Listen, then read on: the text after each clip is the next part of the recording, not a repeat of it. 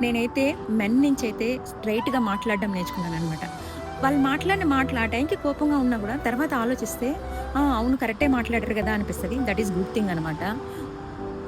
అబ్బాయిలెలా ఆలోచిస్తారో చెప్పాలా? అమ్మాయిలు మాట్లాడిన మాటలు ఏది గూడా స్ట్రెయిట్‌గా ఉండవు. ఒక్క మాట మాట్లాడితే 100 మీనింగ్‌లుంటాయంటారు.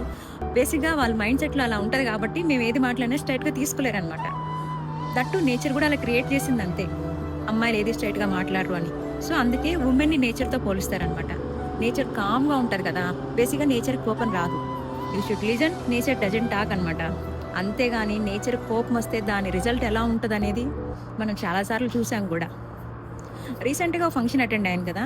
మెన్ నుంచి ఏం నేర్చుకున్నామంటే, మెన్ నుంచి స్ట్రెయిట్‌గా మాట్లాడడం నేర్చుకున్నాను. వాళ్ళ కేరింగ్ నేర్చుకున్నాను. వాళ్ళ రెస్పాన్సిబిలిటీ నేర్చుకున్నాను. అంటే వాళ్ళని స్ట్రెంగ్త్‌తో పోలుస్తున్నాననమాట.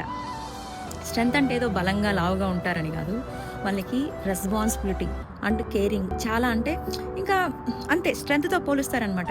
There is no nature without strength. బలం ఉన్న దగ్గరే ప్రకృతి ఉంటదనమాట. Without men there is no women.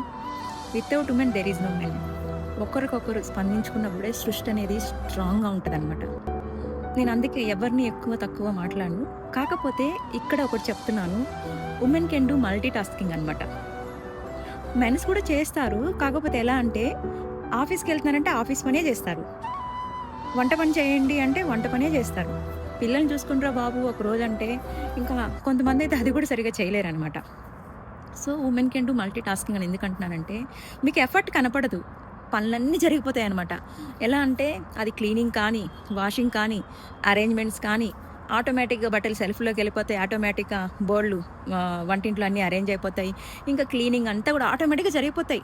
కా ఒకరికొకరు హెల్ప్ చేసుకొని, నేచర్‌ని కాపాడుకోవాలని ట్రై చేయండి.